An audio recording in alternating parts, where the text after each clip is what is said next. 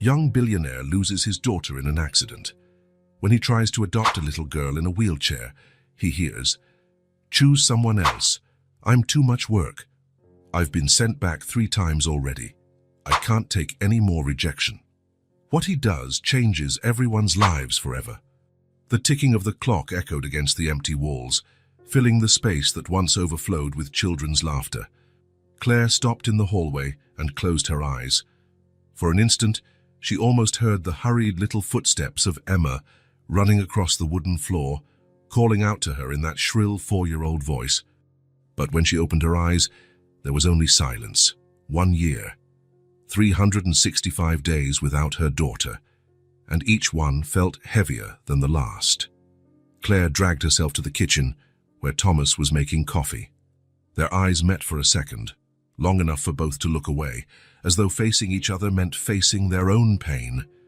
"I made toast," Thomas said, pushing a plate toward her. Claire nodded without replying.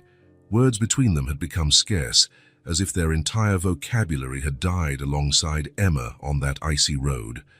Thomas was a partner in a successful architecture firm in downtown Boston. Claire had been a music teacher at a local academy.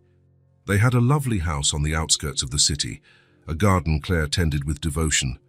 And they'd had Emma, intense blue eyes, golden curls, and a laugh that seemed to fill every inch of the house. Now, all that remained was a photograph on the wall and a bedroom that no one dared to open. "I have to go," Thomas said, finishing his coffee. "I've got a meeting with that Swiss client at 9. Claire just nodded. She knew he was trying. Thomas got up every morning, put on a perfectly tailored suit, and pretended the world kept on turning. Maybe for him, in some way, it really did. The door closed, and Claire remained motionless on the chair, staring at the untouched toast. Her fingers, once so deft on the piano keys, now trembled slightly. It had been 6 months since she'd played a single note. The phone rang. Claire ignored it. It was probably Mary, her mother, trying to convince her to go out, to start therapy, to move on, as if there were any forward left after losing a child.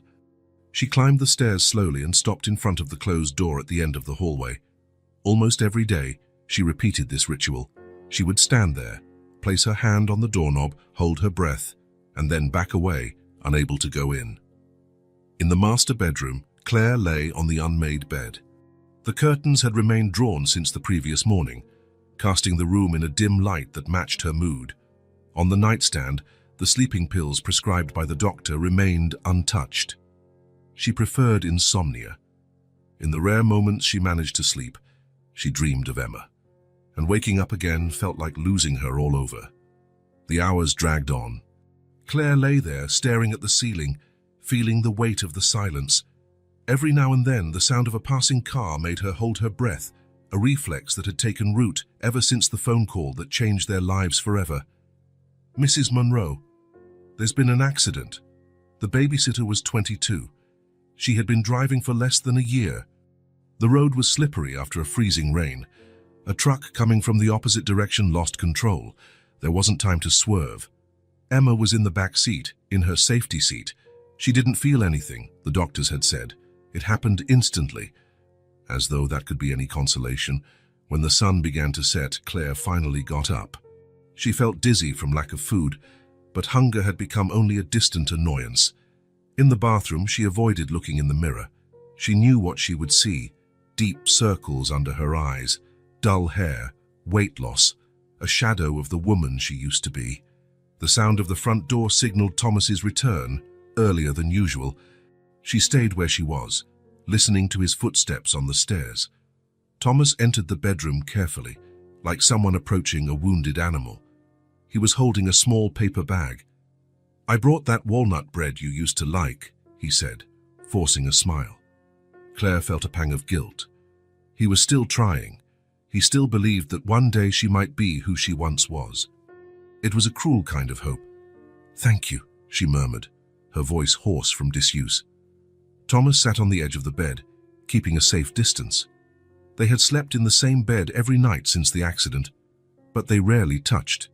Physical contact seemed to awaken a pain they both preferred to keep numb. "How was your day?" he asked, attempting to fill the void with a mundane question. "Like all the others," Claire replied. Thomas nodded. He didn't push it. He stood up and walked over to the dresser, emptying his pockets, wallet, keys, coins. Then his fingers touched something small and colorful. Claire saw him freeze. Holding the object with such delicacy, it seemed he feared it might disintegrate in his hands. "What is that?"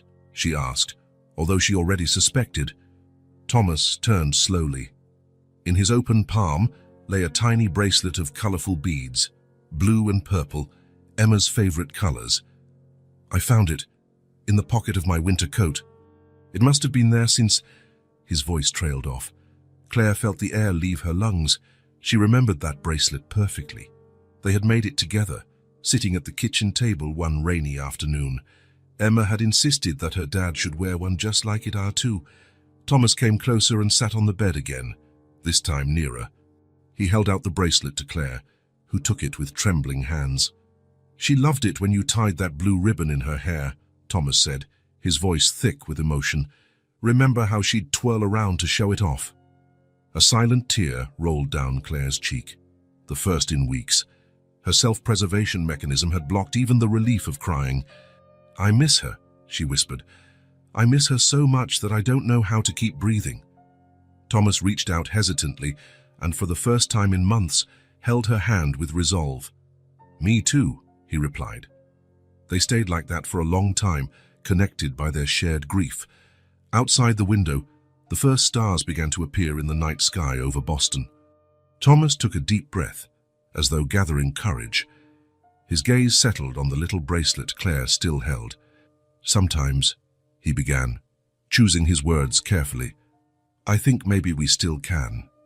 He stopped, unsure whether to continue. Claire looked at him, waiting. "We still can what?" she finally asked. Thomas swallowed hard. "Love," he said simply. "Not to replace God, never to forget, but to move forward." The weight of that single word hung between them. Claire felt a chill run down her spine. The thought of loving again seemed impossible, almost like a betrayal. "How?" she asked, her voice barely audible. Thomas hesitated, his eyes fixed on the colorful bracelet. Maybe we can find room for another kind of love in our lives," he finally said. "A child who needs us just as much as we need someone to love." Claire felt her body tense. The idea was so unexpected, so unthinkable, that her first reaction was to recoil. But Thomas didn't say anything else. He didn't push. He just stayed there, holding her hand as night fully engulfed the silent house where, once upon a time, a 4-year-old girl had filled every corner with joy. Thomas parked the car 2 blocks away from the building.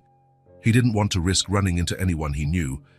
His steps were hesitant as he approached the discreet building with a simple sign that read, "Family Support and Adoption Center."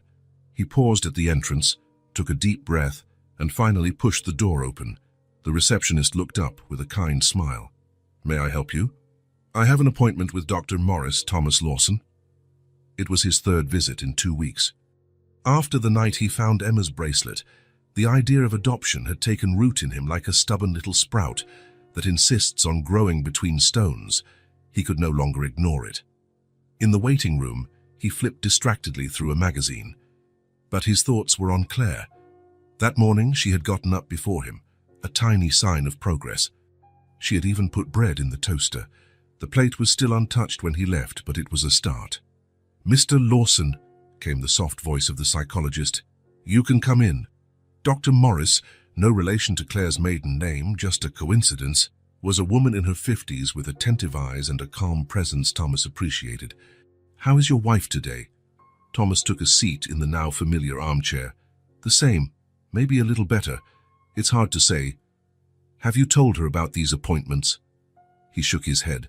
"I haven't been able to yet. I'm afraid of her reaction." The psychologist jotted something down in her notepad. "Thomas, we've talked about this. For adoption to have any chance of working, Claire needs to be involved from the start.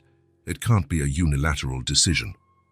"I know," Thomas said, running a hand through his hair, a nervous gesture. "But if I mention it now, she'll shut down. I need to prepare her first. How do you plan to do that?" It was a good question. In recent days, Thomas had quietly gathered information about the adoption process. He researched online during his lunch break at work, made calls when Claire was in the shower, spoke to a colleague who had adopted 2 years prior. "I'm not sure," he admitted. "Maybe start by telling stories of other families who went through similar situations." Leaving some articles around the house, Dr. Morris removed her glasses and cleaned them slowly. "Thomas, we're not talking about convincing someone to change the color of the living room. We're talking about bringing a child into your family, a real child with real needs." Thomas felt the weight of those words. He knew the psychologist was right. It wasn't a decision he could manipulate, but how to broach it with Claire when she could barely talk about the weather. "I brought something for you," Dr. Morris continued, handing him a small book. "These are accounts from parents who adopted after losing biological children. It might help both of you." Thomas took the book, running his fingers over the simple cover. "Thank you." Back on the street, Thomas walked aimlessly for a while. Spring was starting to show in the leaves falling from the trees in Boston Common. He sat on a bench and opened the book at random. Deciding to adopt felt like deciding to breathe again. Painful, scary, but necessary to keep living. Those words struck him deeply. It was exactly how he felt, choked by grief, but desperately searching for air. On his way back home, he passed a playground. Children ran, shouted, lived. A girl of about 4 was on a swing by herself, focused on going higher and higher. Her blonde hair, tied in uneven pigtails, vaguely reminded him of Emma. Thomas felt that familiar tightness in his chest, but this time there was something else. The pain was still there, but so was a small spark of hope. Maybe that was the path, not to replace Emma, never to forget her, but to honor her by continuing to love. At home, he found Claire sitting on the couch, gazing out the window. A small change. Usually, she stayed in the bedroom. He approached her cautiously. "Hi," he said softly. Claire turned, her eyes meeting his for a brief moment. "Hi. Want some tea?" She nodded slightly. Thomas went to the kitchen, feeling an unexpected relief at that small exchange. While the water boiled, he slipped the book into a drawer. It wasn't time yet. During dinner, which Claire merely picked at, Thomas studied his wife. She looked so fragile, so lost. How could he even suggest something as life-changing as adoption? "I saw Mary today," he lied. "She asked about you." Claire shrugged slightly. "What did you tell her?" "That you're getting better." Little by little.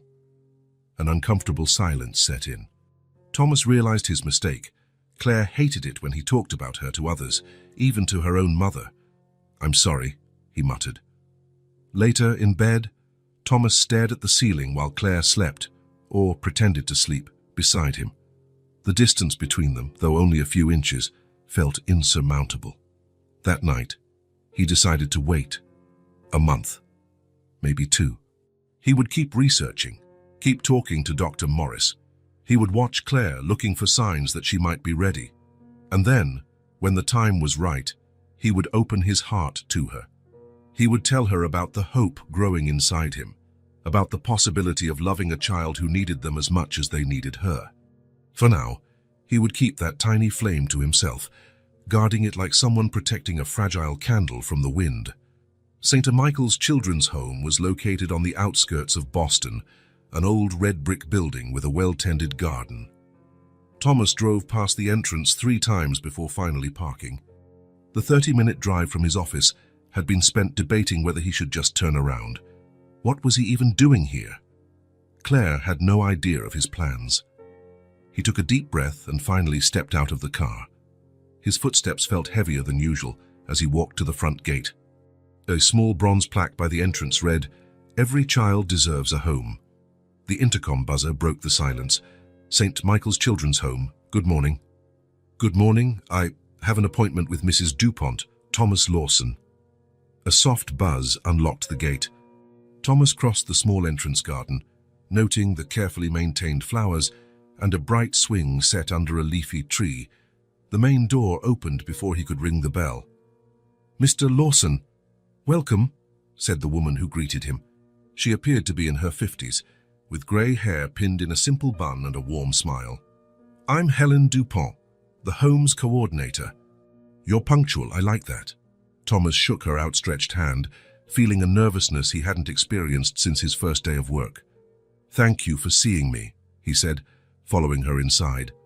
Dr. Morris told me a bit about your situation, Mrs. Dupont said, as they walked down a corridor with walls painted in soft tones. I'm very sorry for your loss. Thomas nodded, unsure what to say. He'd heard that phrase hundreds of times over the past year, words meant to comfort, but that only highlighted the emptiness. Would you like some coffee before we look around? Mrs. Dupont offered, indicating a small room that appeared to function as both an office and a kitchenette. Yes, thank you. While she prepared the coffee, Thomas observed the surroundings. A bookshelf with neatly labeled folders, some framed photos of smiling children, and a bulletin board covered in colorful drawings and notes. Sugar? Mrs. Dupont asked. No, thank you. She handed him the cup and sat across from him. So, Thomas, may I call you that? What brings you here today, exactly? The direct question took him by surprise. What should he say? That he felt lost, that his wife was drowning in depression, that his home had become a mausoleum of memories. I am considering adoption, he finally said, the words sounding strange to his own ears. To be honest, I'm still at the early stages. My wife, she doesn't know I'm here. Mrs. Dupont studied him over her coffee cup. There was no judgment in her gaze, just a calm assessment. I understand. Many people come here just to learn, to understand the process better. It's an important step. She set her cup down. Would you like to see our facilities? Thomas nodded, relieved by the change of topic.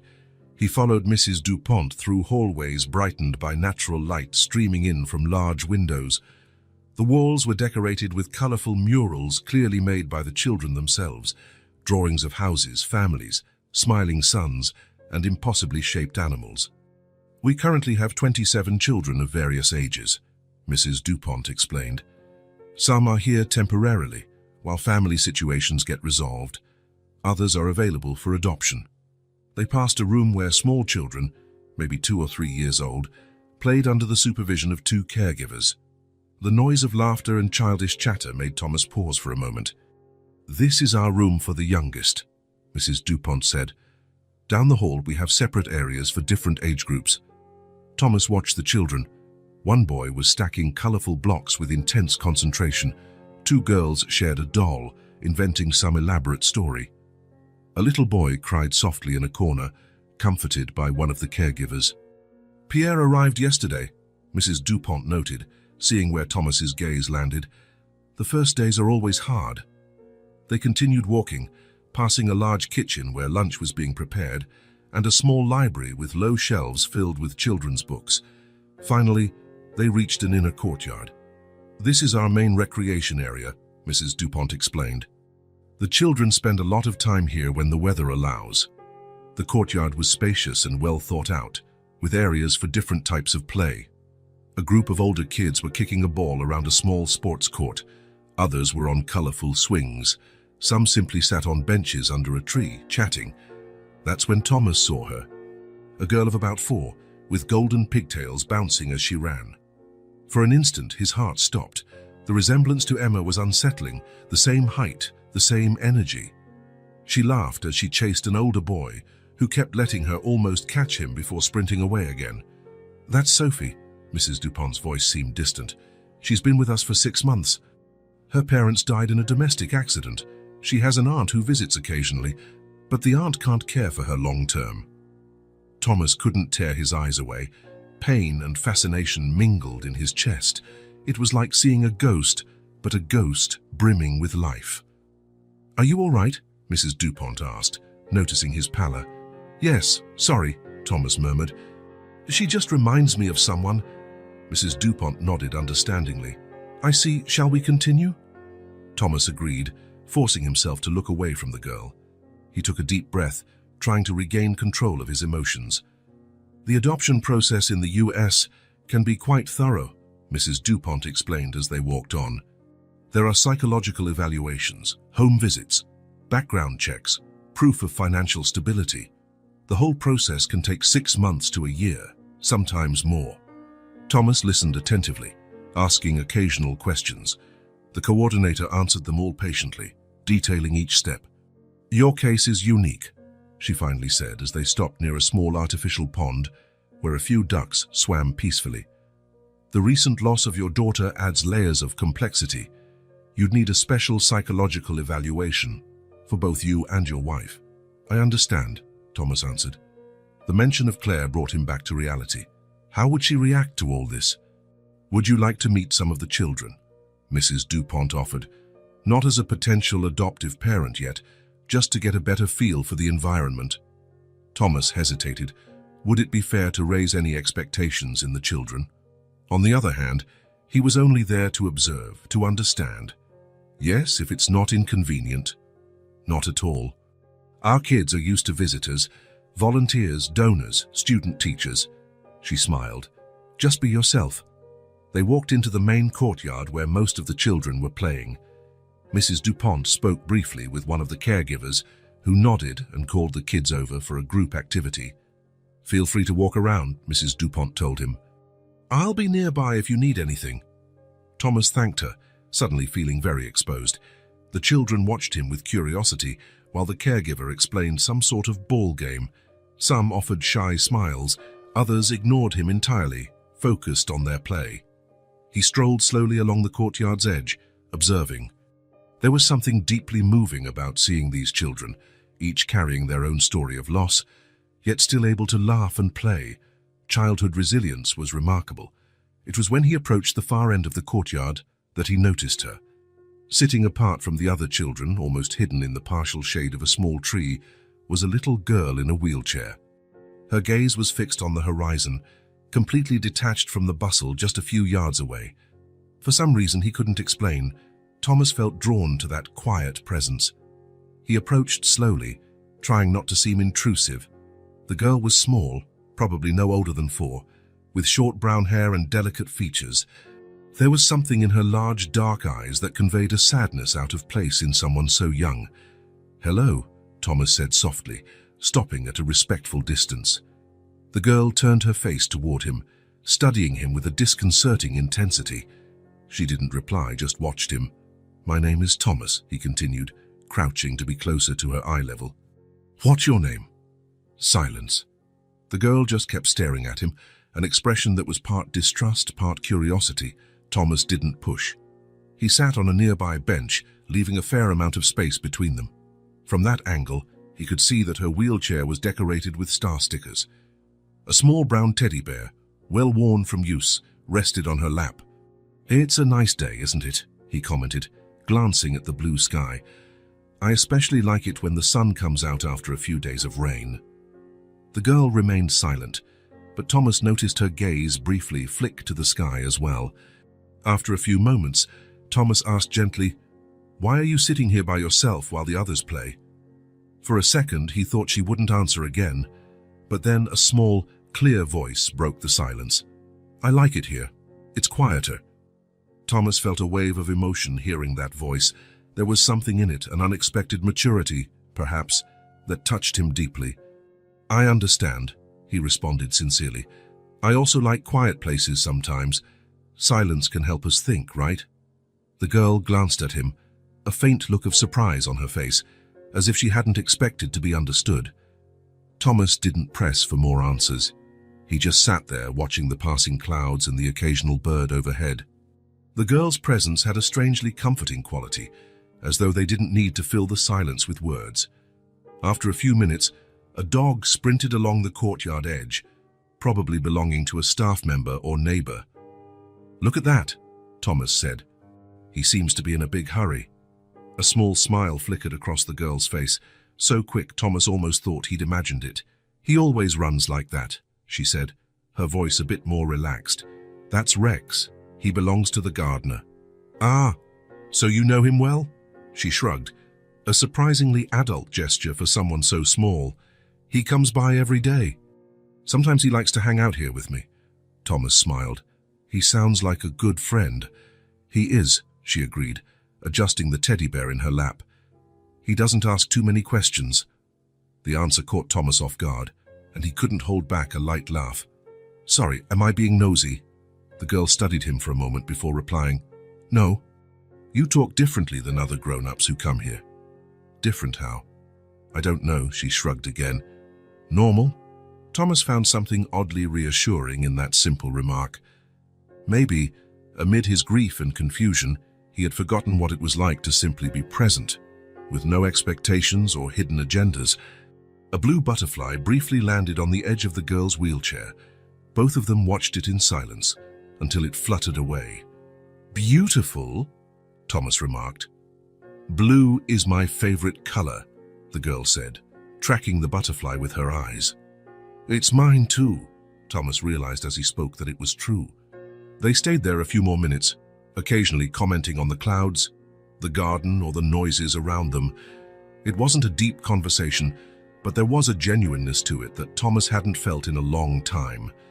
It was Mrs. Dupont who finally approached.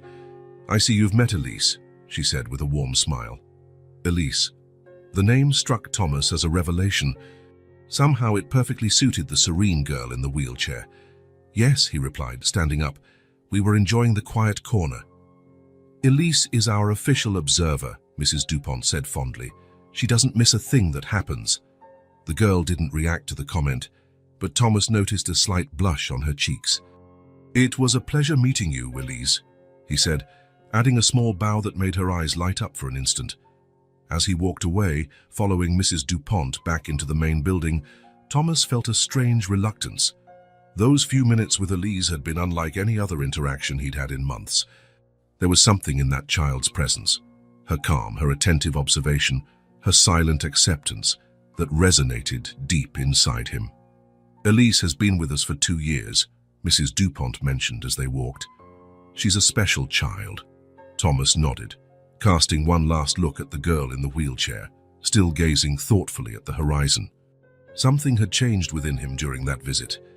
As he climbed back into his car to drive home, he knew he would return, not just to the children's home, but specifically to that quiet corner of the courtyard, where a 4-year-old girl carried a wisdom in her eyes that moved and intrigued him at once. Thomas arrived at St. Michael's Children's Home earlier than the day before. He'd slept little, the image of Elise lingering in his thoughts. Over breakfast, Claire had asked why he was so quiet. He'd answered with a half-truth about a difficult project at work. Walking into the home's courtyard, his eyes immediately searched for the shaded spot where he'd found Elise. There she was, in the same place and as if she'd never left. But there was a subtle difference this time. She looked up as soon as he approached. "Good morning, Elise," Thomas said with a smile. "You came back," she replied, not as a question but a surprised statement. "I did say I'd come back, didn't I?" Elise frowned. "I don't remember any promise," Thomas chuckled softly. "You're right, but here I am anyway." He sat on the same bench as the previous day, near her wheelchair. This time, he'd brought a small pocketbook. "I brought something today," he said, showing her the book. "It's a story I used to read one that I really like." Thomas nearly mentioned Emma. A familiar tightness seized his chest, but he took a steadying breath and continued. "Do you like stories?" Elise shrugged, a gesture Thomas now recognized as her typical response. "Sort of. What kind of stories do you prefer?" "I don't know," she said, adjusting the worn teddy bear in her lap. "Mrs. Dupont reads princess and dragon stories to us sometimes." "And do you like those?" Elise thought for a moment. "The dragons are cool. The princesses are kind of silly." Thomas smiled again. There was something refreshing about her straightforward honesty. "I agree. I think I prefer dragon stories too." A comfortable silence settled between them. Thomas observed the courtyard, where other children were gathering for morning activities. A caregiver was setting up a ball game, while another helped some younger kids with building blocks. "Why do you come here?" Elise asked suddenly. Her question caught him off guard. She regarded him with those intense eyes, far too serious for a 4-year-old. "To meet all of you," Thomas replied, opting for honesty. "To understand more about this place." "You want to take a child home," she said. It wasn't phrased as a question. Thomas felt suddenly exposed, as though Elise could read his deepest intentions. "I'm thinking about that," he admitted. Elise turned her gaze to the group of children playing. She clutched her teddy more tightly. Her posture grew rigid. "Maybe you should pick another kid," she said finally, her voice small but firm. "I'm too much work. I've been sent back 3 times. Her words hit Thomas like a punch to the gut. The casual way this 4-year-old spoke about being sent back, as though she were a defective object, was heartbreaking. He wondered how many rejections it took for a child so small to speak this way. "Elise," he said gently, fighting to keep his voice steady, "you're not work. You're a person." She kept staring at the courtyard, her small profile resolute against the green backdrop of the trees. "Would you like to talk a bit more?" Thomas asked, resisting the urge to move closer.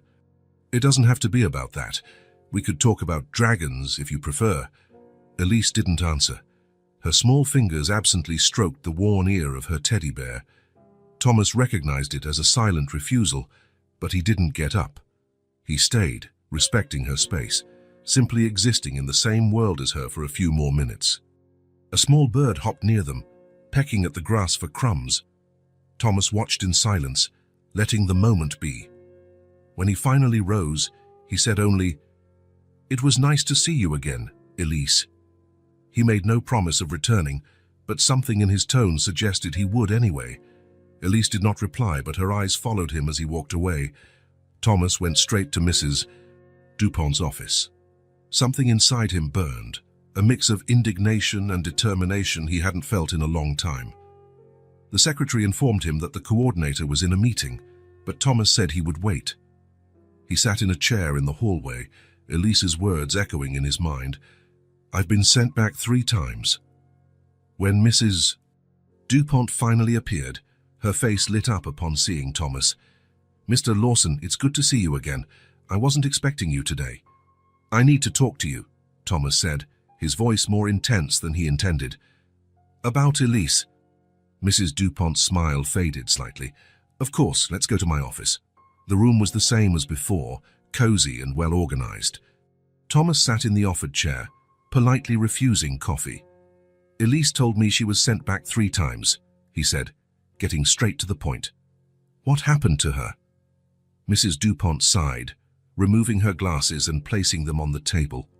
For the first time, Thomas noticed the weariness in her eyes, the weight of knowing many stories like Elise's. "Elise arrived here very young," she began. "She was only 6 months old. She was left at the hospital by relatives, an aunt and uncle, I believe, who couldn't care for her. Her mother died in childbirth, and her father was never involved." Thomas listened in silence, each sentence adding a new layer to the little girl's solitary presence in the yard. "She was born with a condition affecting the mobility in her legs, nothing extremely severe, but it requires ongoing physical therapy, some regular treatments, and she'll probably use a wheelchair for the rest of her life." Mrs. Dupont paused. The first family that adopted her wasn't prepared for her medical needs. They returned her after 5 months. "Returned," Thomas repeated, the word sounding even crueler when applied to a baby. "Yes. Unfortunately, it happens more often than we'd like." Mrs. Dupont continued. "The second attempt was when she was 2. A couple who seemed ideal. He was a doctor, she was a teacher. They had the resources and patience Elise needed. But the wife became pregnant during the process, and when the baby was born, they preferred their biological child," Thomas said, feeling a surge of anger. "They claimed they couldn't give adequate attention to both children, considering Elise's special needs." Mrs. Dupont spoke as though reciting something she'd explained many times before. "The third attempt was just 8 months ago. A family with 2 older kids. It seemed promising, but Elise had become even more withdrawn after the previous experiences. She had nightmares, trouble bonding. The family said they tried, but they just couldn't reach her emotionally. They returned her after 4 months."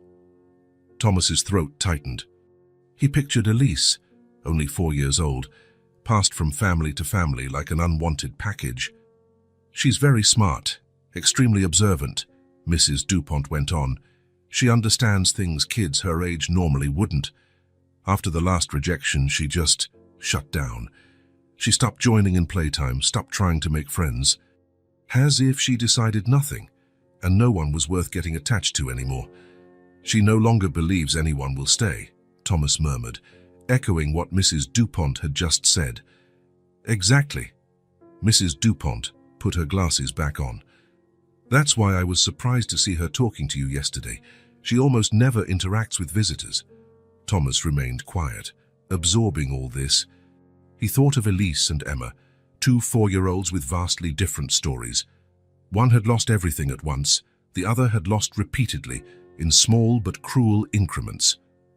What does she like? He finally asked. Books? Toys? The question seemed to surprise Mrs. Dupont. She draws very well for her age. She likes books about animals and nature. And music. She always pays attention when we have music sessions here. Mrs. Dupont paused. But mostly, she's just quiet, watching. Thomas nodded, storing every bit of information. I'll come back tomorrow, he said, standing. If that's allowed. Of course, Mrs. Dupont replied. There was a glimmer of cautious hope in her eyes. Just be patient with her. Thomas nodded and left the room in silence, his determined gaze fixed straight ahead. As he walked to the exit, past the colorful drawings on the walls and the distant sound of children's laughter, something grew inside him, a deep, unwavering conviction. He wasn't there by chance. The path he'd walked since losing Emma, all the pain and emptiness, had somehow led him to this little girl with serious eyes and a worn teddy bear. And as he drove back home, to Claire, to the difficult conversation they would have to have, Thomas knew Elise would not be sent back a 4th time, not if he could help it. Thomas parked in the garage and stayed there, hands still on the wheel. The sun was setting, casting orange reflections on the windshield. He needed to go inside. He needed to tell Claire. He had delayed this moment for weeks, secretly visiting the children's home, secretly getting to know Elise. He couldn't go on like this. With a long sigh, he grabbed from the passenger seat a small drawing Mrs. Dupont had given him, a tree with brightly colored birds, made by Elise. Her name was scrawled in big, slightly crooked letters, typical of a 4-year-old. When he walked into the house, he found Claire on the couch, flipping through a home decor magazine. A small sign of improvement. Recently, she had started coming downstairs more often instead of staying in the bedroom. Her eyes met his briefly, then shifted back to the magazine. I'm home, Thomas said, a simple greeting that had become rare between them. Hi, Claire replied, closing the magazine. You're late today. There was an implied question. Thomas sat in the armchair across from her instead of his usual spot beside her on the couch. He needed to face her for this conversation. Claire, he began, feeling his throat go dry, I have something to tell you. She straightened on the couch, a shadow of concern crossing her face. What is it? Something wrong at work? No, it's not that. Thomas swallowed. For the past few weeks, I've been visiting a place, an orphanage, St. Michael's Children's Home. The silence that followed was thick.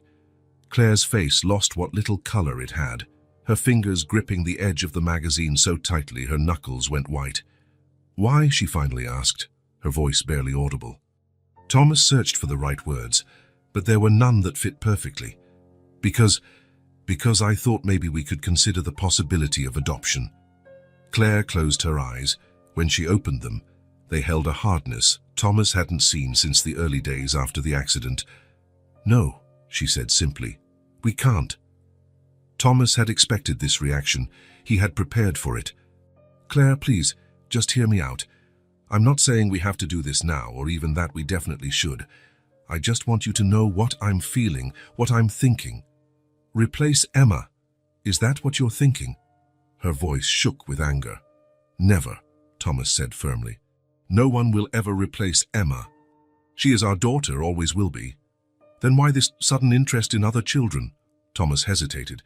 How to explain that it wasn't sudden, that the idea had grown inside him slowly, like a stubborn seed nurtured by pain and the need to find meaning in their loss.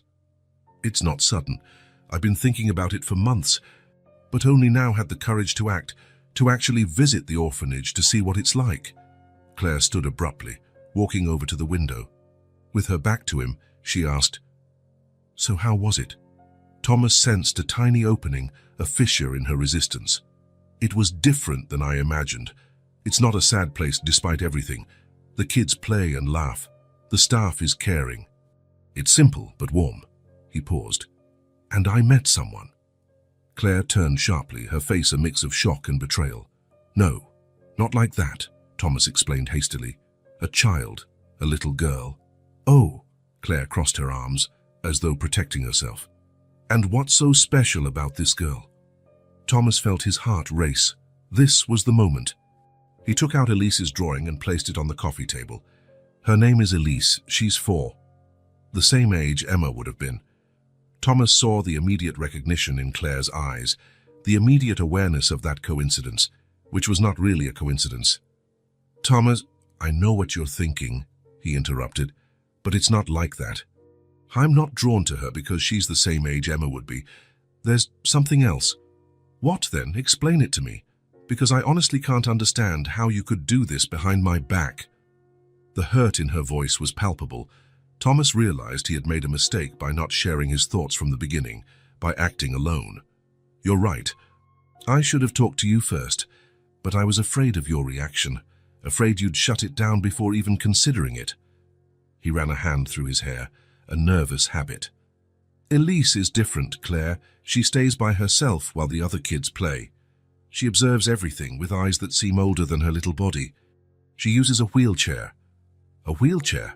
Claire seemed startled. Yes, she has a condition that affects her leg mobility. Thomas paused, deciding whether to reveal everything at once. He chose complete honesty.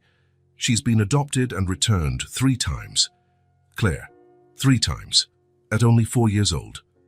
Claire sat again on the edge of the couch. Her eyes drifted to Elise's drawing. Birds and trees. Emma loved drawing birds too.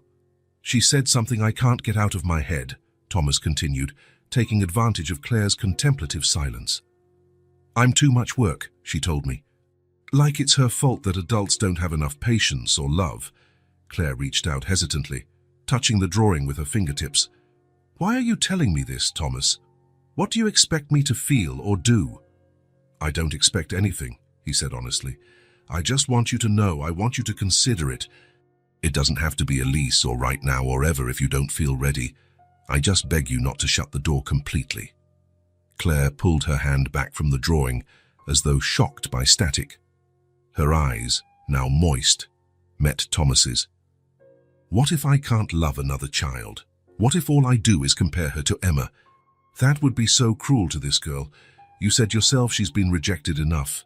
It was a valid argument, a legitimate fear. Thomas had no easy answer. I'm scared of that too, he admitted. But I believe love doesn't run out. It's not a pie that disappears the more slices you give away. It's more like a candle. You can light 100 others from it, and the original flame stays the same. Claire shook her head, not convinced by the metaphor. Pretty words don't change reality, Thomas. Emma is gone. Nothing will bring her back. Her voice broke on the last sentence. And bringing another child here, putting her in Emma's place, feels like betrayal. It wouldn't be betrayal, Thomas leaned forward. It would be honoring her, honoring all the love she taught us to have. No, Claire raised her voice, something she rarely did since the accident. Don't use Emma to justify this, it's not fair. Thomas leaned back, realizing his mistake. Claire was right. He couldn't use their daughter's memory as an argument. I'm sorry, he murmured. You're right. Silence settled between them, heavy with unspoken emotions. Outside, the sky had fully darkened, and the garden lights switched on automatically, casting soft shadows through the blinds. I need time, Claire finally said. This is too much to process at once, Thomas nodded. I understand. Take all the time you need. She stood, leaving Elise's drawing on the table. I'm going to bed. Thomas stayed in the living room, listening to Claire's footsteps on the stairs. He didn't follow. He knew she needed space, silence to organize her thoughts. He looked again at Elise's drawing. There was something moving about its simplicity, some birds flying free while others remained on the branches. He wondered if Elise felt like one of those branch-bound birds, unable to fly. The days that followed were silent, more silent than usual. Claire and Thomas stuck to their routines. He went to work. She stayed home. They ate dinner together in silence. slept back to back. Elise's drawing remained on the living room table, a small reminder of the unresolved issue between them. Thomas didn't return to the children's home. He called Mrs. Dupont to say he needed a few days. She understood, but he could sense the concern in her voice. "Elise asked about you," she said before hanging up. That hit him harder than expected. On the fourth day after their conversation, Thomas was making coffee in the kitchen when Claire appeared in the doorway. There was something different in her, some light in her eyes he hadn't seen in a long time. "Tell me more about her," Claire said, without any preamble. Thomas nearly dropped the mug he was holding. "About Elise?" Claire nodded, sitting at the table. "Yes. What is she like? What does she enjoy?" Thomas sat across from her, trying to control the sudden hope flaring in his chest. "She's observant, quiet. She has a surprising sense of humor for someone so young. She likes to draw, as you saw, and Mrs. Dupont says she also loves music, but mostly she's stronger than any 4-year-old should have to be." Claire listened attentively, her eyes fixed on the cup of coffee Thomas had placed in front of her. "Does she look like Emma?" she asked quietly. It was the question Thomas dreaded, but also knew was inevitable. "No," he said honestly, "not in looks, not in personality. Emma was bright, outgoing. Elise is more like the moon, quiet, reflective, a softer light, but just as beautiful." Claire nodded slowly, seeming to find some comfort in their differences. "Is her condition severe?" "Not according to Mrs. Dupont. She needs regular physical therapy, and she'll probably always use a wheelchair, but otherwise she's healthy." Claire absorbed that in silence. After a moment, she asked, "What makes her smile?" The question caught Thomas off guard. It was such a simple, human question, yet deeply significant. "I haven't seen her smile very often," he admitted. "But her eyes light up when she talks about animals, and I noticed a tiny smile once when a dog ran across the courtyard." Claire stood abruptly. "I need time to think. Don't bring it up again until I say so, okay?" Thomas agreed, respecting her request. "I promise." That night, Thomas woke to a faint noise coming from the room next door, Emma's room, which had stayed locked since the accident. He rose carefully so as not to wake Claire, only to find she wasn't in bed. He approached the slightly open door to their daughter's bedroom. The bedside lamp was on, casting a soft glow over the space preserved exactly as it was the day of the accident. Unicorn blanket on the bed, shelves of books and toys, crayon drawings on the walls. Claire was sitting in the small armchair in the corner, where she used to read bedtime stories to Emma. She held a framed photo, the favorite one of her and Emma, taken during their last summer together. Thomas stopped, frozen in the doorway, as he watched Claire do something he hadn't seen in months, cry. They weren't the desperate sobs of the early days. They were silent tears rolling down her face, while she traced Emma's features in the picture with her finger. "I miss you so much, my love," she whispered to the image. So much." Thomas felt his own eyes sting with tears. He wanted to enter and hold her, cry with her. But he sensed that this moment was hers alone, something she needed to face after so long. Claire kissed the photo gently and placed it back on the shelf. Then she picked up one of Emma's favorite books, The Giving Tree, and flipped through it slowly, as though searching for something in its well-worn pages. "What would you do, Emma?" she whispered into the empty room. "You, who always had so much love to give. What would you tell Mommy right now?" Thomas retreated quietly, returning to their bedroom.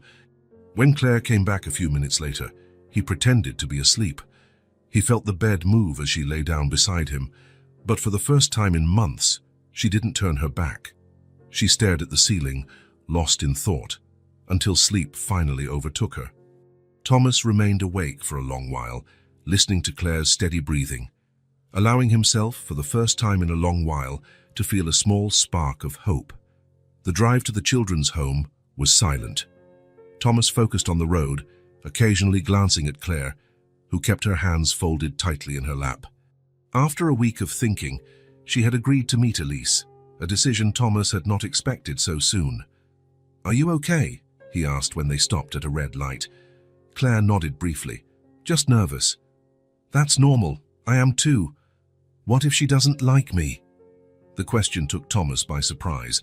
He hadn't considered that possibility. Claire, she's going to love you. You don't know that, Claire replied, looking out the window. You said yourself she has trouble trusting people. Thomas couldn't argue. It was true. Elise had built walls around herself after so many disappointments. It wouldn't be easy.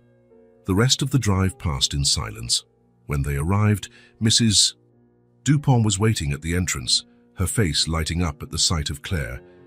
"Welcome to St. Michael's Children's Home," she said, shaking Claire's hand warmly.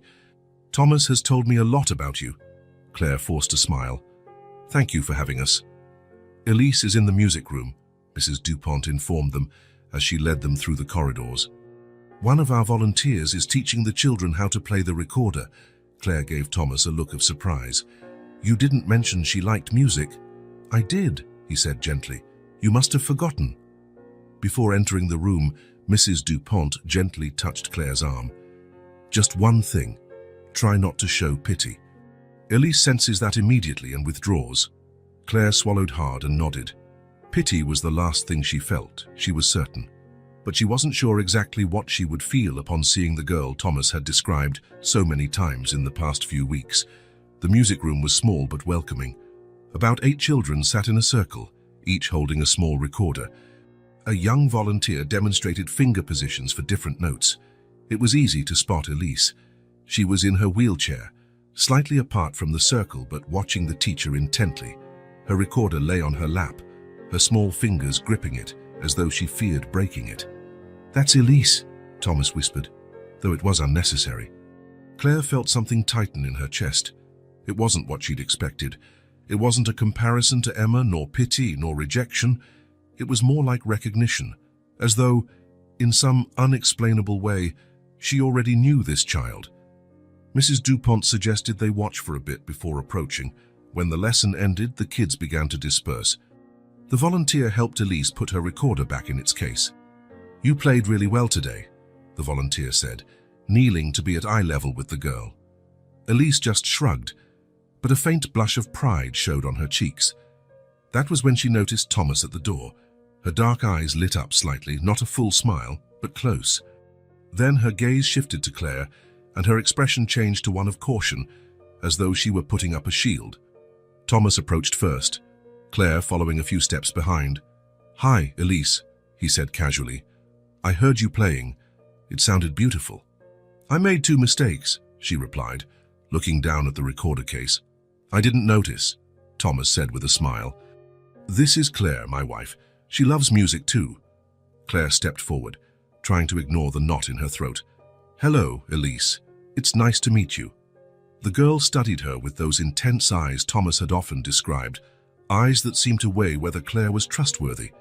"Hi," Elise finally answered, her voice small but clear. "Thomas told me you like to draw," Claire continued, remembering the tree and birds picture still on her living room table. Elise nodded slightly. "I used to draw too. I'm not very good, but I love colors." "What's your favorite color?" Elise asked, her first direct question. Claire thought for a moment. "Green, I think. Like new leaves in spring." "Mine is blue," Elise said, "like the sky." Claire smiled, a genuine smile that didn't require effort. "Blue is a great color." The rest of the visit was brief. They walked through the garden together, with Thomas pushing Elise's wheelchair along the paved paths. Conversation was mostly between Thomas and the girl, while Claire observed their interaction, Thomas's kindness, the way Elise relaxed in his presence. When it was time to leave, Claire crouched down to Elise's eye level. "It was really nice meeting you. I hope we can see each other again soon." Elise studied her again with that serious gaze beyond her years. "Will you really come back?" The question struck Claire like an arrow. How many times must this child have heard empty promises? "Yes," she answered with surprising firmness. "I'll come back." On the drive home, Thomas waited for Claire to speak first. She remained silent almost the entire ride. Only when they were nearly at their house did she say, "She has the oldest eyes I've ever seen on a child." Thomas nodded. "That was my impression too." "She carries so much for someone so small," Claire continued, looking out the window, So much distrust, so much hurt. Yes. I wonder if I have what it takes, Claire said, so quietly Thomas almost didn't hear. If I'm strong enough to help her carry all that. Thomas didn't answer. He knew that wasn't really a question for him. The next few days were filled with contemplative silence.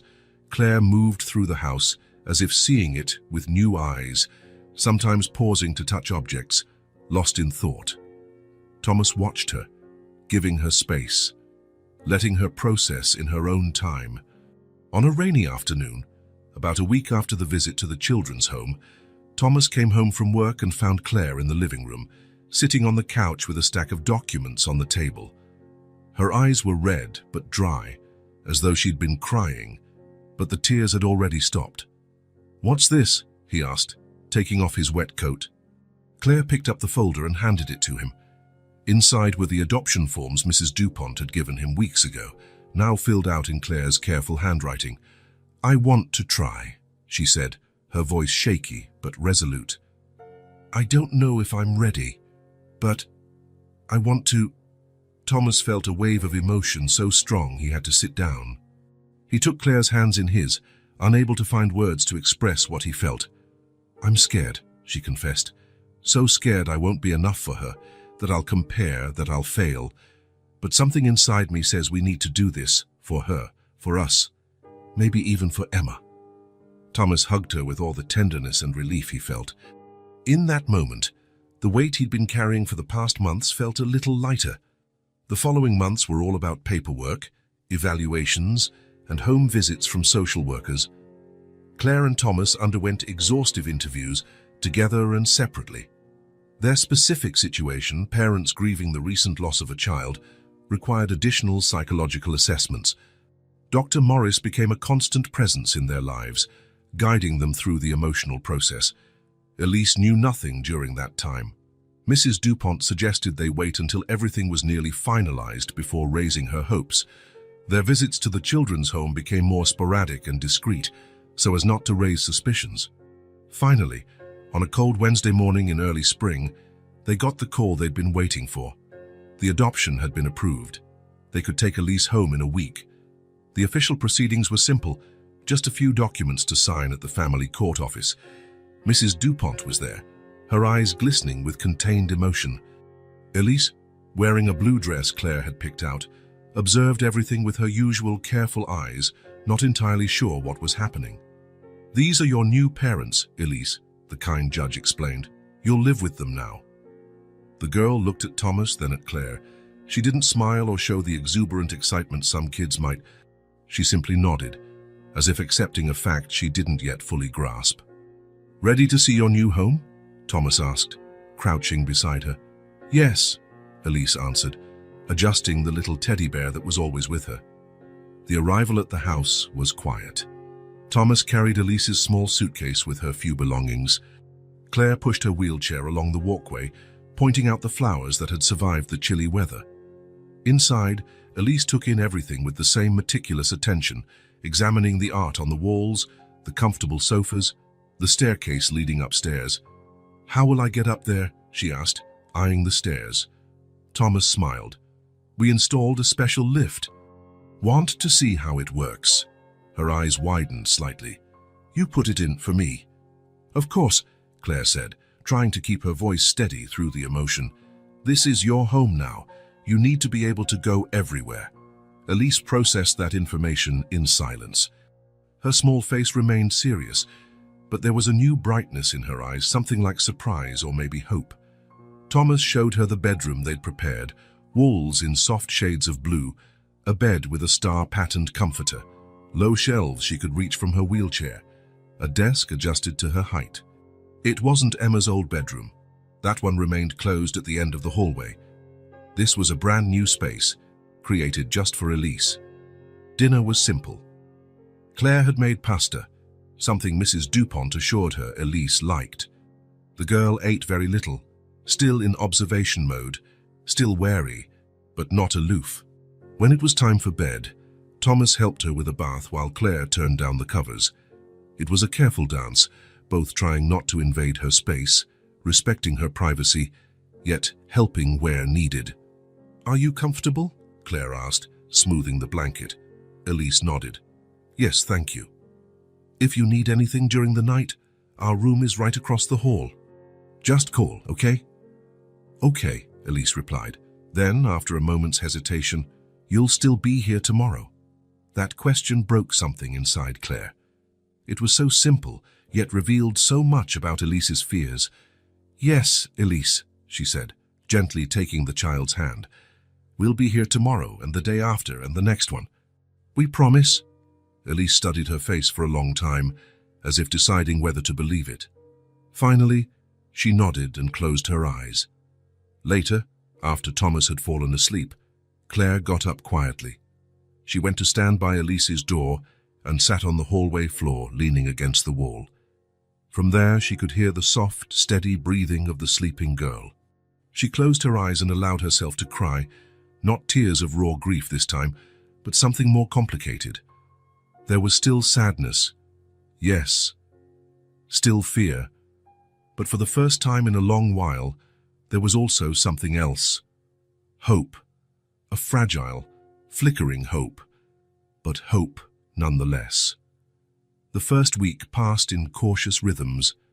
Elise, Thomas, and Claire moved like uncertain dancers, testing steps, gauging distances, trying to create a choreography that worked for everyone. The girl watched everything with her keen eyes, mapping the house, learning routines, studying her new parents like someone memorizing an escape route. After 3 days, Thomas had to return to work, reluctantly but necessarily. Claire and Elise were alone for the first time on a cloudy Wednesday. "What would you like to do today?" Claire asked, trying to keep her voice casual as she served the cereal she'd learned Elise preferred. The girl shrugged, her standard response to tough questions. "We could read a book," Claire suggested, "or watch a movie." "Whatever," Elise said, stirring her cereal without really eating it. Claire took a deep breath. Mrs. Dupont had warned them that the first days would be the hardest. "She'll test your limits," she'd said. "Not because she wants trouble, but because she needs to see if you'll stay, even when it's hard. How about I show you around the house? There are still some rooms you haven't seen." Elise lifted her eyes, a glimmer of curiosity breaking her neutral expression. "Okay." Claire pushed the wheelchair through each room, explaining details about them. Thomas's home office, with his plants and architectural drawings. The music room, where a piano with a dust cover stood by the window. "Do you play?" Elise asked, pointing to the piano. Claire hesitated. "I used to. It's been a long time." "Why?" The direct question caught Claire off guard. How could she explain to a 4-year-old that every note on that piano reminded her of Emma tapping the keys with off-key enthusiasm? "Sometimes," she finally said, "when we're sad, the things we love doing can become hard for a while." Elise nodded, as if she understood perfectly. "Like drawing. After I came back here the last time, I couldn't draw anymore." Claire felt a lump in her throat. The simplicity with which Elise spoke of traumas that would take an adult years to unravel was disconcerting. "Yes, exactly," she replied, hesitantly placing her hand over Elise's small one. It was the first real physical contact that wasn't strictly about daily tasks. Elise didn't pull away. That night, Thomas brought home pizza for dinner, a small celebration for getting through the first week. Elise ate more than she had the previous days. When a strand of cheese dripped down her chin, Thomas gently wiped it with a napkin, an automatic fatherly gesture. Elise froze for a moment, but didn't pull back. Progress, Claire thought. Small, tiny progress. The next morning, as Thomas made pancakes for breakfast, Claire walked into the kitchen and found Elise staring at a high shelf. "Good morning," Claire said. "Did you sleep well?" Elise nodded, still looking at the shelf. "There are cookies up there." Claire followed her gaze. "Yes, there are. Do you want some?" "Can I?" The question was cautious, as though she were asking for something forbidden. "Of course." Claire took the cookie box down and placed it on the table. "But after pancakes, okay." Elise nodded, but her eyes stayed on the cookies. Claire realized that at the orphanage, treats like this might have been very limited. "Actually," Claire reconsidered, "I think we can start with one cookie. As a special appetizer, a small smile appeared on Elise's face, shy, almost imperceptible, but unquestionably a smile. It was the first time Claire saw it, and she felt warmth spread in her chest. From that moment on, the requests began, small, hesitant, but genuine. "Could you reach that book for me? Would you help me with this game? Can I have some juice?" Claire responded patiently to each one, realizing that more important than the requests themselves was the fact Elise was willing to ask, willing to express wants, to believe they would be met. One afternoon, as Claire was putting away some new clothes in Elise's dresser, she noticed the girl watching her from the doorway. "Need something, Elise?" The girl hesitated, chewing on her lower lip. Could you brush my hair?" Claire's heart raced. It was the first truly personal request, the first involving care, contact, trust. "Of course," she answered, trying not to show how much it affected her. "Let's go to the bathroom. It's easier with the mirror." Sitting together in front of the mirror, Claire carefully brushed Elise's brown hair. It wasn't curly like Emma's, it was straight and fine, slipping through her fingers like water. She caught herself looking at Elise's reflection, searching for any resemblance to her lost daughter. But there was none. Elise was entirely different, with her serious eyes and darker complexion, and somehow that was a relief. This wasn't a replacement. It was something new, something entirely different. "Does it hurt?" she asked upon seeing Elise wince slightly. "No. I'm just thinking." "About what?" "How you're different from the others." "Others?" "Other moms. Before." Claire took a slow breath, continuing her gentle brushing. "Different how?" Elise considered. "You don't pretend." "Pretend what?" "That you're happy all the time. That everything's perfect." Claire couldn't suppress a small, sad smile. "No, I guess I'm not very good at pretending that." "I like it," Elise said simply. "It's more real." From that day on, it became a routine. Claire brushing Elise's hair every morning, a moment of quiet connection, trust being built strand by strand. Nights were still the hardest. Elise sometimes had nightmares, waking up crying or calling out for someone Claire and Thomas didn't know. Maybe her birth mother, maybe a caregiver from the home. At first, she rejected comfort, turning to the wall and pretending to go back to sleep. But on the fourth or fifth night, when Thomas came in after hearing a muffled scream, Elise held out her arms to him, a silent plea to be held. Thomas sat on the bed and hugged her gently, as though she were made of glass. "It's all right," he murmured into her hair. "It was just a dream. We're here." Claire, standing in the doorway, felt a swirl of contradictory emotions. Jealousy. Why did Elise accept Thomas's comfort more easily? Guilt at feeling jealous, fear she wouldn't be the mother Elise deserved, and, surprisingly, tenderness at the scene before her. She moved closer, sitting on the other side of the bed. She didn't try to touch Elise, just remained there, offering her presence. After a few minutes, Elise reached out a small hand and took Claire's, still leaning against Thomas's chest.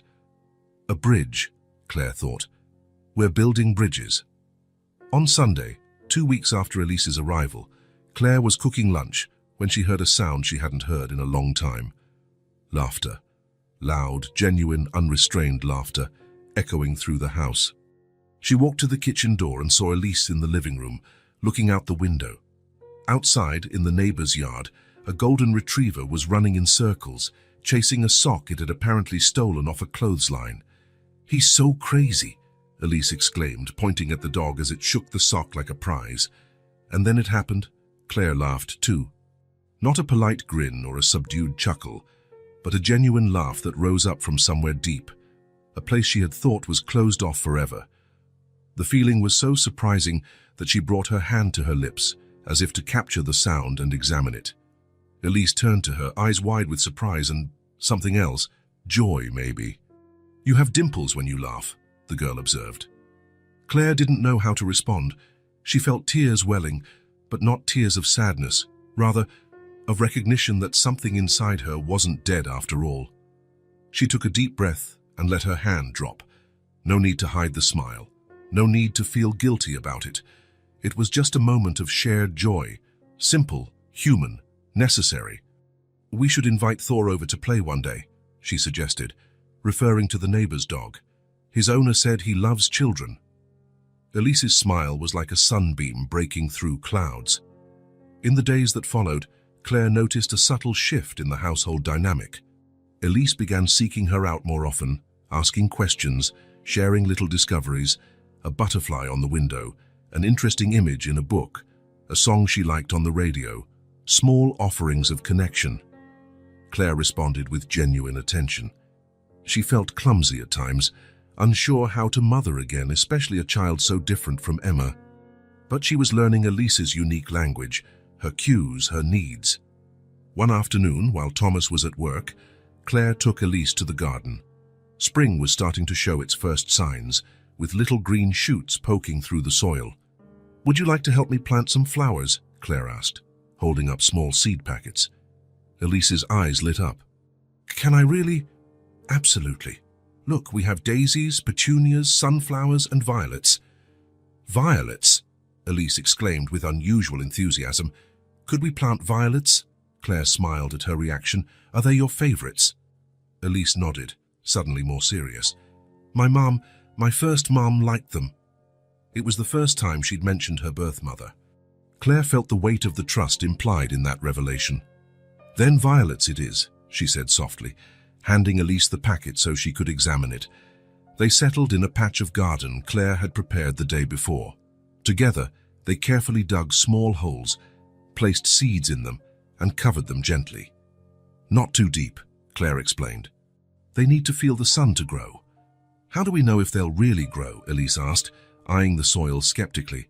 "We don't know for sure," Claire admitted. "We have to trust and take care of them, water them every day, make sure they get enough sunlight, protect them from bugs. Then one day they'll appear." "It takes patience," Elise observed, that peculiar wisdom shining through. "Lots of patience," Claire agreed. Then, after a moment's hesitation, she added, "You know, I once planted sunflowers here, with Emma, your daughter who died," Elise finished simply. Claire nodded, surprised at her directness. No one had explained Emma's death explicitly to Elise, but it was clear she'd pieced things together. Adult whispers, photos still present in certain corners of the house, the closed bedroom at the end of the hall. Yes, she was 4, just like you. She loved sunflowers because she said they always looked happy, following the sun. Elise processed this information in silence, her small hands smoothing the freshly turned earth. "Do you think she'd be mad?" she finally asked. "That I'm here?" The question struck Claire like a blow to the stomach. The idea that Elise worried about being an intruder was heartbreaking. "No, has Elise," Claire said firmly, gently lifting the girl's chin so their eyes met. "Emma had the most generous heart I've ever known. She always wanted a sister. I'm sure she'd be happy you're here, that we found you." Elise searched Claire's face, as though looking for signs of a lie or doubt. Finding none, she nodded slightly. "Could we plant sunflowers too?" "Next to the violets." Claire felt something warm expand in her chest, an almost forgotten sensation of purpose, of hope. "I think that would be perfect," she said. "Your mom's violets and Emma's sunflowers growing side by side in the same garden." Elise smiled, not the hesitant, shy smile of the early days, but something more open, more confident. A smile that said, "I'm starting to believe I can stay, side by side." They continued planting, their hands working in the damp soil. The afternoon sun cast a golden glow around them, highlighting Elise's brown hair and the auburn strands in Claire's. From a distance, someone might have assumed they had always been there together, mother and daughter sharing a common chore on an ordinary day. But they both knew there was nothing ordinary about it. It was extraordinary. Each seed they planted, each smile exchanged, each small gesture of trust. It was the start of something new, growing from the ashes of what had been lost. It was Thomas who found out. He was helping Elise with her physical therapy exercises when she casually mentioned that she'd be turning 5 in 2 weeks. "Your birthday's coming up," he asked, surprised that no one at the home had mentioned it. Elise shrugged, focused on an arm-strengthening exercise. "It's just a normal day." Later, while Elise was watching cartoons, Thomas sought Claire in the kitchen. "Did you know her birthday is in 2 weeks?" Claire looked up from the recipe she was reading. "No. How did you find out?" "She just mentioned it, like it was no big deal. We have her documents." "Let me double-check." Sure enough, the papers confirmed. May 17th, exactly 2 weeks away. "We have to do something special," Thomas declared. "I get the feeling she's never had a real party." Claire nodded, though Thomas noticed a flicker of something in her expression. "What's wrong?" he asked. "Nothing," she replied quickly. "Just thinking about what we could plan." But both knew it was more than that. In the days that followed, Claire threw herself into preparations with surprising dedication. She researched themes, decorations, and recipes. Elise loved unicorns, and her favorite colors were blue and purple. They hired a kid-friendly catering service, ordered a customized cake, and invited a few children from Elise's physical therapy sessions, as well as Mrs. DuPont and 2 caregivers from the home who were close to her. "Let's not overdo it," Thomas cautioned when he saw Claire looking at party entertainer websites. "She might feel overwhelmed," Claire agreed, though reluctantly.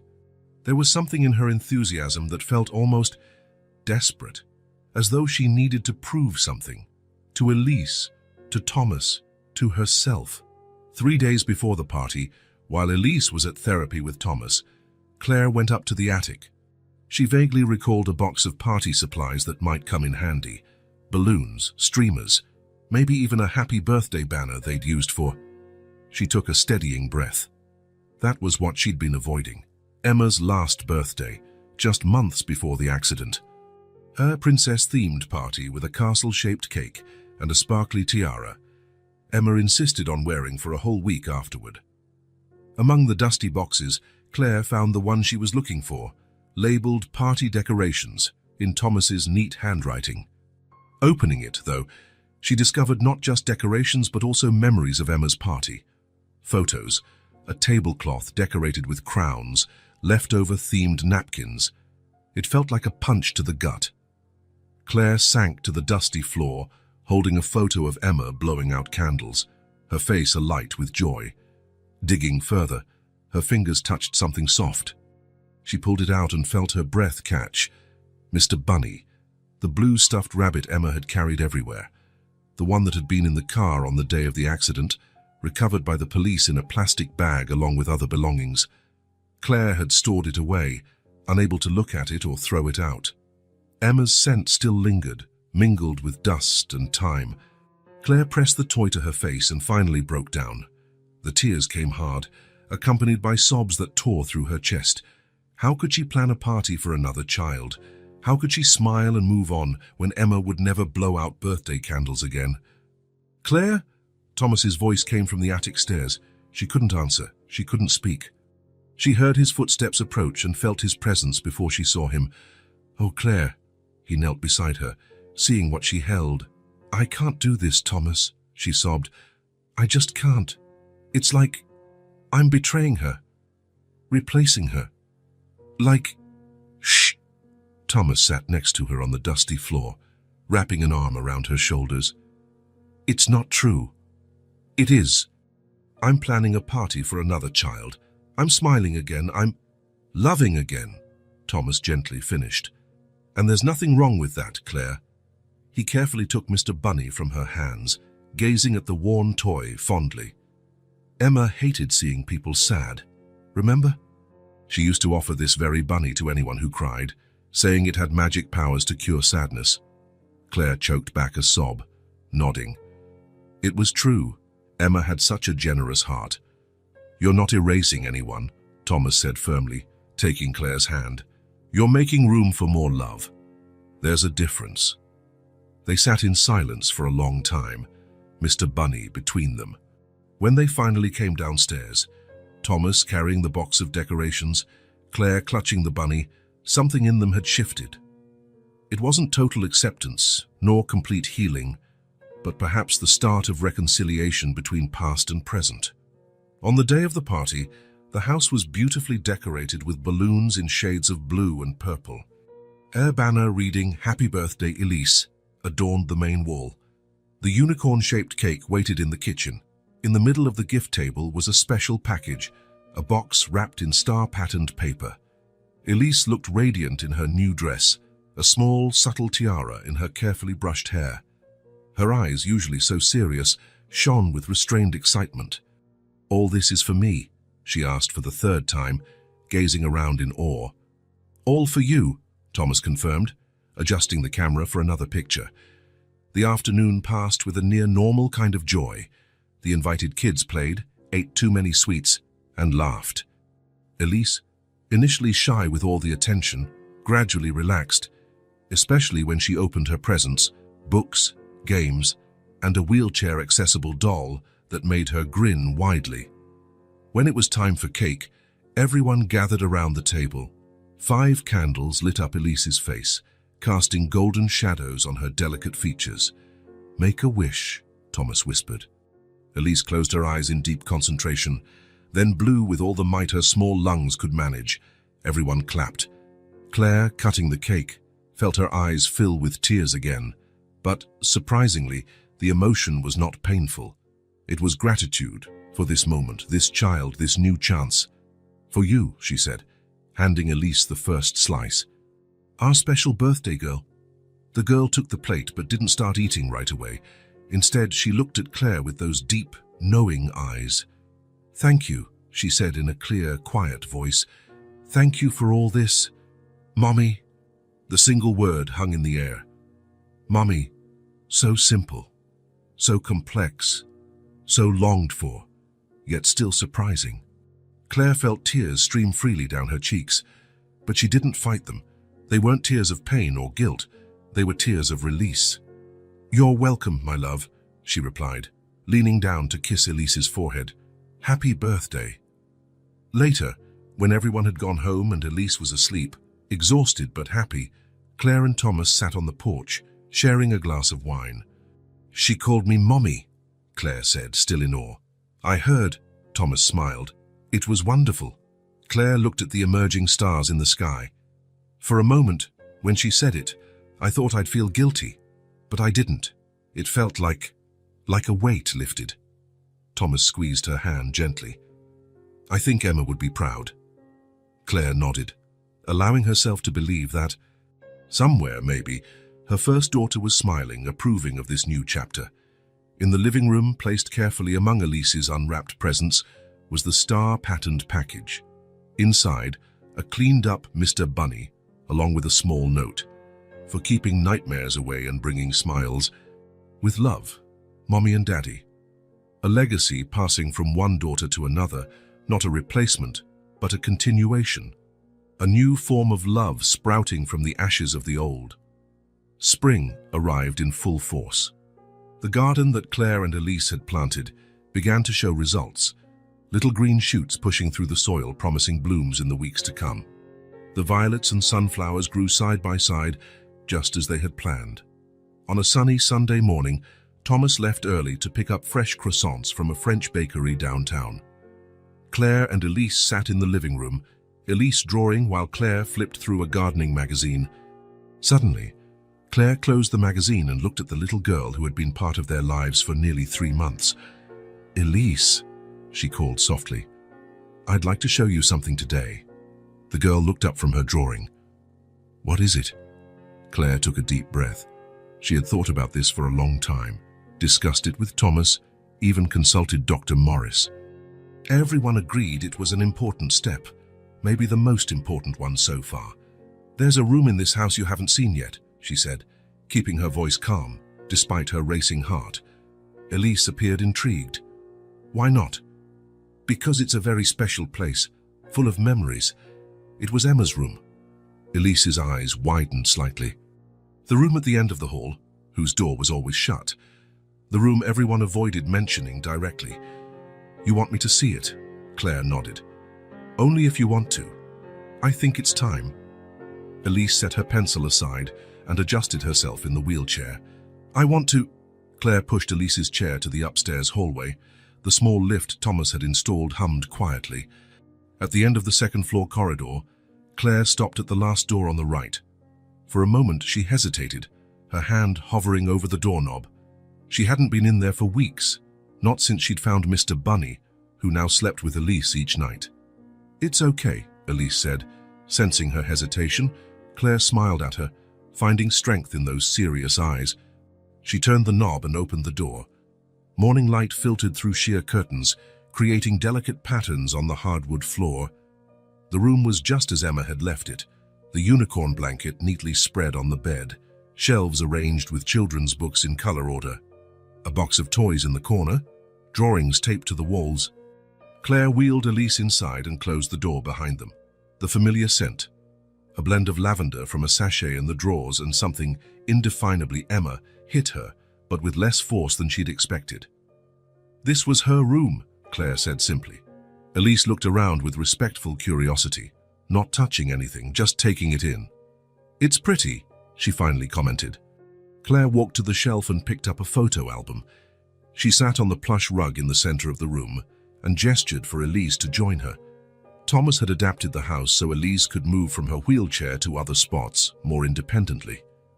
Carefully, Elise slid to the rug, positioning herself beside Claire. "I wanted to show you who Emma was," Claire said, opening the album.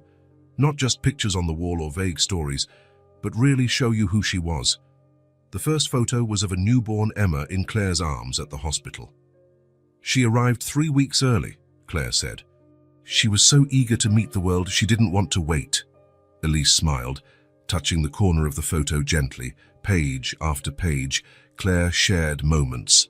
Emma's first birthday with cake smeared on her face, her first steps clinging to the coffee table, dressed as a pumpkin for Halloween, sleeping with Mr. Bunny in her arms. "She loved dragon stories," Claire said, showing Emma dressed in paper wings.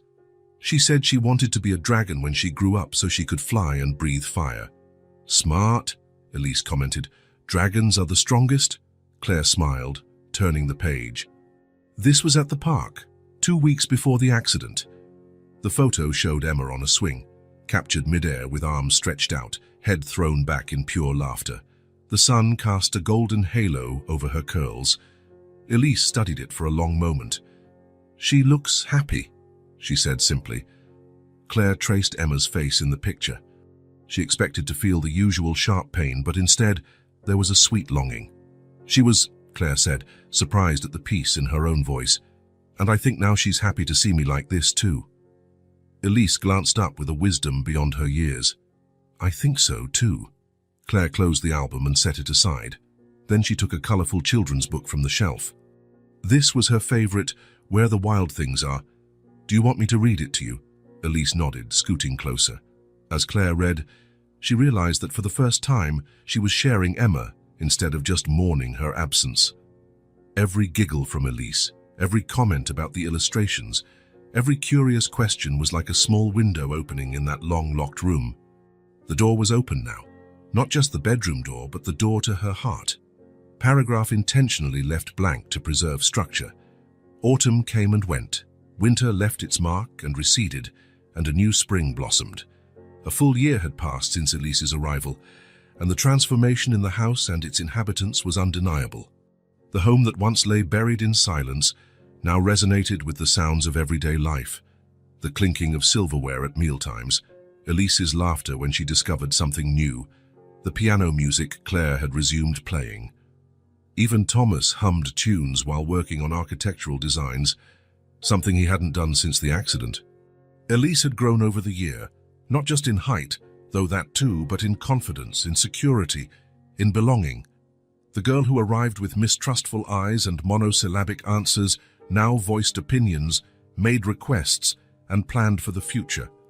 "When I turn 7, I want an astronaut party," she announced one night at dinner, explaining with the irrefutable logic of a child nearly 6 years old that by then she'd know everything about the solar system. School had been a major milestone. After visiting several institutions, Claire and Thomas chose an inclusive school with an excellent reputation. The transition was tough at first. Elise, used to the orphanage routine and then the quiet of home, felt overwhelmed by so many new people. "What if I don't make friends?" she asked in the first week, her vulnerability showing. "It takes time," Claire reassured her. "Making a friend is like planting a seed.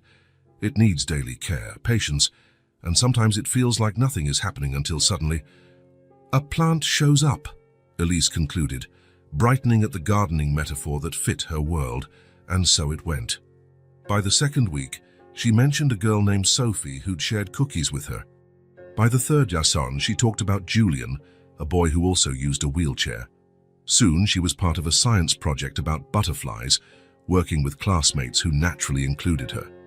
She has incredible potential, her teacher, Mrs. Leroy, said during a parent-teacher meeting. Her reading comprehension is well above her grade level, and her drawings show an unusual sensitivity. Claire and Thomas exchanged proud smiles. It wasn't surprising.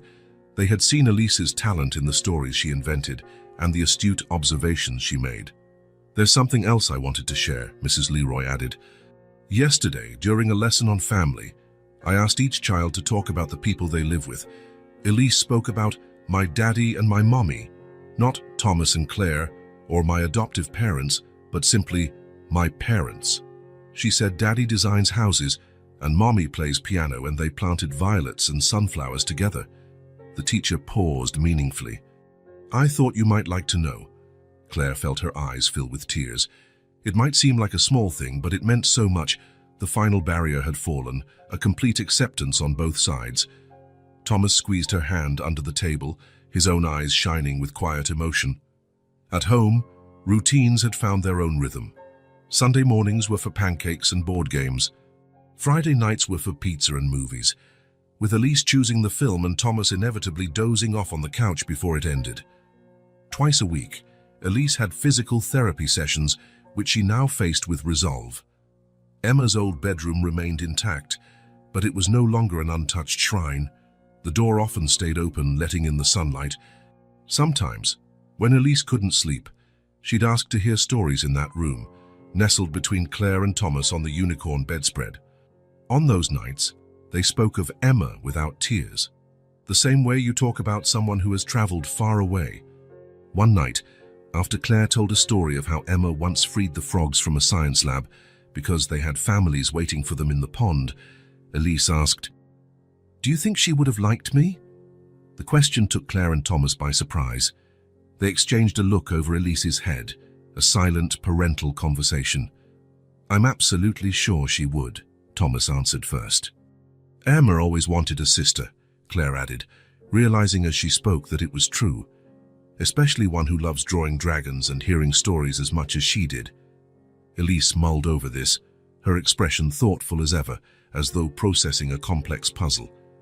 After a moment, she nodded, apparently satisfied, and requested another story. That spring was especially vibrant.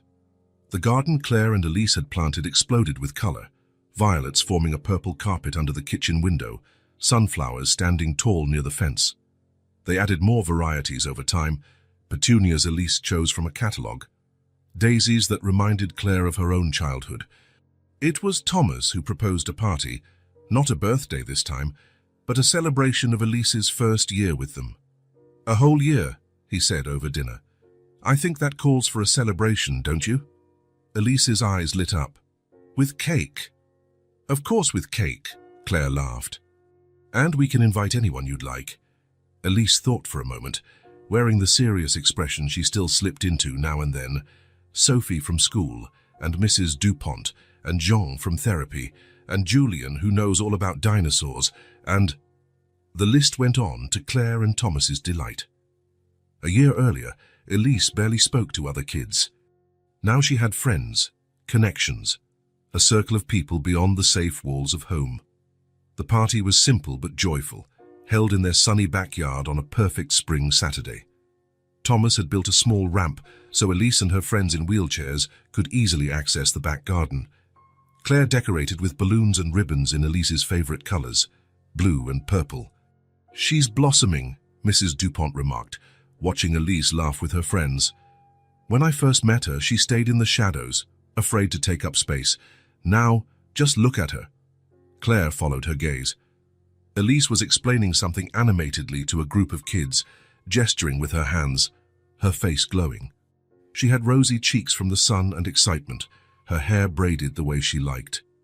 "We made the right choice," Claire said, more to herself than to Mrs. Dupont. "All of you did," the older woman corrected. "Elise chose too." She chose to trust again, to risk love again after so many disappointments. That takes a courage most adults don't have. It was true. Behind the successful transition, the laughter, the progress, there was a conscious decision on Elise's part, a choice to believe that this time would be different, that this time she would stay. As dusk fell and the guests left, the trio sat on the porch, watching the first stars appear. Elise, sleepy after so much excitement, curled up against Claire's side. "Today was the best day," she declared with the absolute conviction only children possess. Thomas grinned, ruffling her hair affectionately. "Better than the day we went to Disney." 3 months earlier, they'd taken a surprise trip to Disneyland, an experience that had left Elise in awe. Elise considered the question seriously. Different, she finally decided.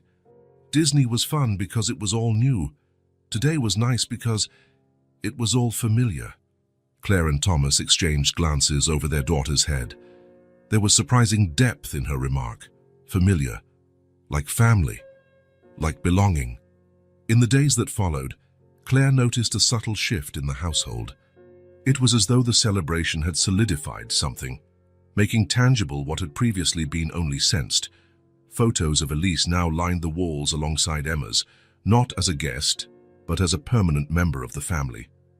Her name naturally came up in conversations about the future, plans for a summer vacation, the possibility of music lessons in the fall.